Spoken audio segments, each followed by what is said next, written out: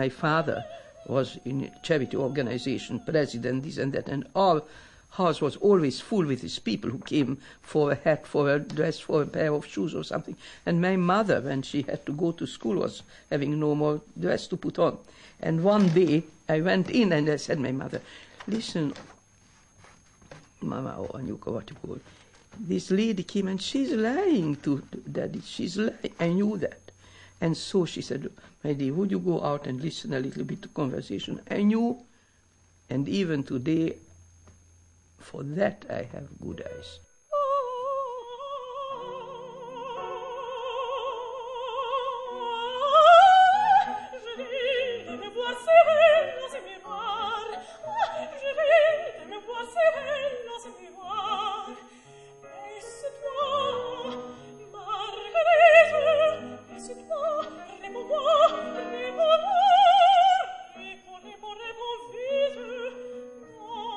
I had some, I can't remember exactly what it was, and it was troubling me. And I went there, and I stood just in front of her at the piano. And then she looked at me, and she said, are you all right? And I suddenly burst out crying because there was something that bothers me. And she sees it, you know. She is very smart, very quick. So she can really put you on the right track very quickly. And she also, I think, encourages to sing, you to sing with your natural voice as much as possible. And with your own personality. I mean, that's what she aims for. But she certainly has a very quick mind and a great musicality. So the combination of different things has made her a very efficient teacher. You know, there are that kind of teachers also who have a method, and they just throw the method at you. But with her, I think she's through this modesty and this quietness, she's capable. This is how I understand it, that she's then able to be very, very much aware of her students. What I liked specifically about Vera was the fact that she didn't act in a possessive way at all when I went there for 1 week. She didn't start, for example, you can imagine, you go to another teacher from somebody else, and the teacher starts complaining, oh, everything's bad, oh, you must have an awful teacher, oh, everything's wrong, you have to change the teacher. Vera never said, and has never said, a bad word about another teacher.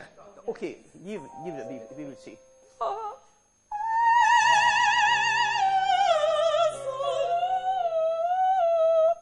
Close your mouth.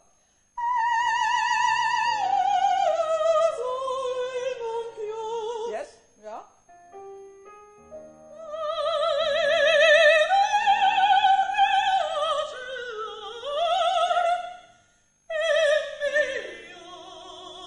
Singer has no instrument, only her own body. So you cannot project on a piano, on a violin, and so on and so forth. But your body comes always. And so you have to know everything, what your body is capable to do in order to do well what is, let's say, projecting the voice. I made even a list. You have to have good sensitive ears, at least as important as the voice. Good health, imagination, insight, magnetism, willpower, good nerves to be able to face possible failures and critics, musicianship, power of communication, knowledge of an instrument apart from your voice. Languages, at least 2 languages you have to speak, or to read well or to pronounce well. No stage fright, of a great control of it. An artistic temperament, yes, concentration, dramatic ability, personality, good taste, a total devotion to your profession. Yes. And to be extrovert on the stage too, however you are in your real life. And I said this that exists a proverb that to be any artist it needs to have a heart of fire and a brain of ice.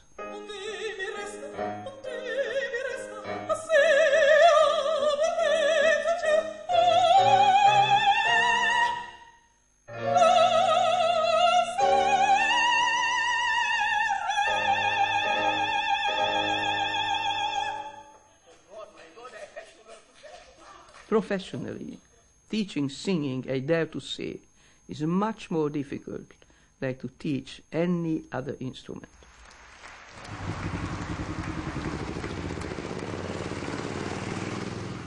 Il cuore mi dona, bell'idolo mio, ma il vostro anch'io.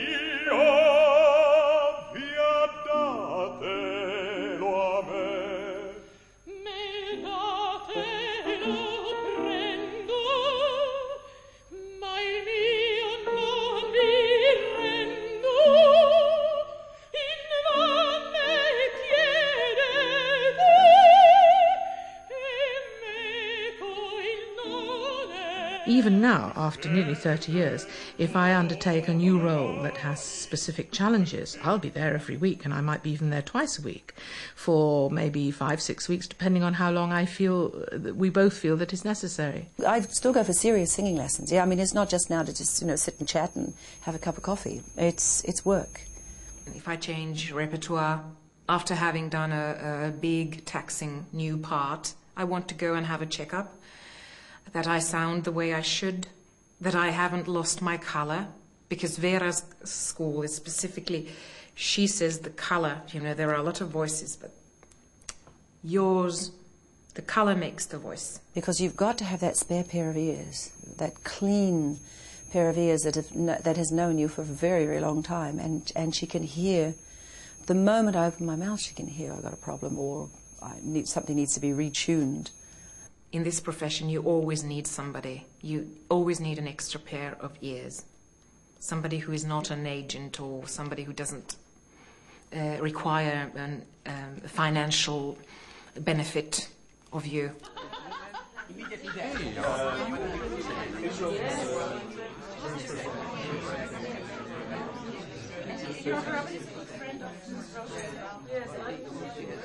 But she needs time before she wants to show that she likes only young girls. What about the other friend that says God mine?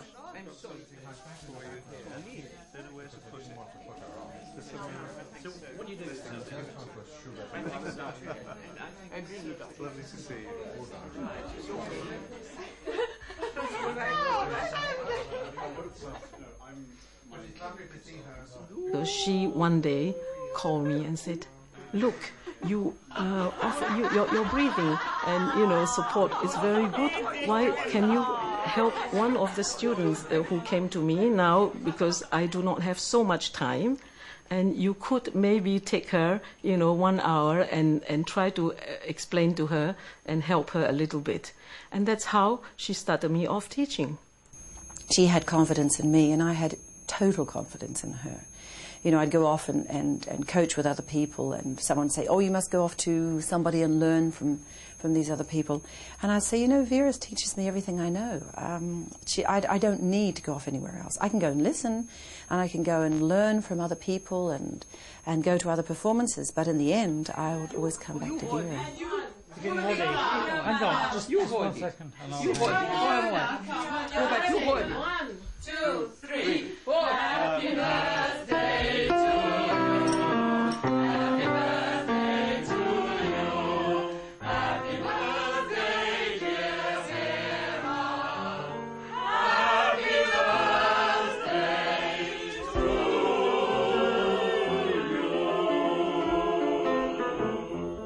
Cheers.